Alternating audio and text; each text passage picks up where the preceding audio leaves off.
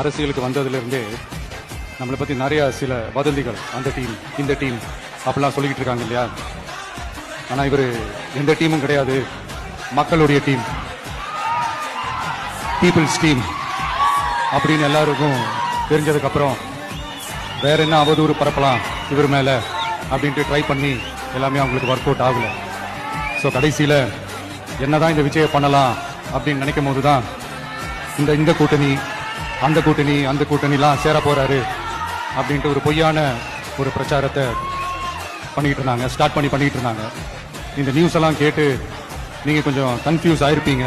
அதனால இங்க மறுபடியும் ஓப்பனா தெளிவா ஒரு விஷயத்தை நான் சொல்றேன். நாங்க எப்பவுமே மதச்சார்பற்ற கொள்கைன்றதுல அந்த ஸ்டாண்ட்லயோ மதச்சார்பற்ற சமூக நீதி என்ற அந்த நிலைப்பாட்டிலையோ எப்பவுமே சமரசம் வச்சுக்கவே மாட்டோம். நம்மளுடைய தலைமையில தான் ஆட்சி அப்படின்றதுல எப்பவுமே உறுதியா இருக்கிறோம். நம்மளுடைய முதல் மாநாட்டில் கூட நான் சொன்ன மாதிரி அரசியல்ல யாருக்காகவும் எதுக்காகவும் எந்த விதமான ஒரு சமரசமும் நாம வச்சுக்க போறதே இல்லை, அந்த பேச்சுவார்த்தையே கிடையாது. சரிங்களா? அதனால யார் என்ன அவதூறு பரப்புனாலும் தயவு செஞ்சு அதை நம்பாதீங்க.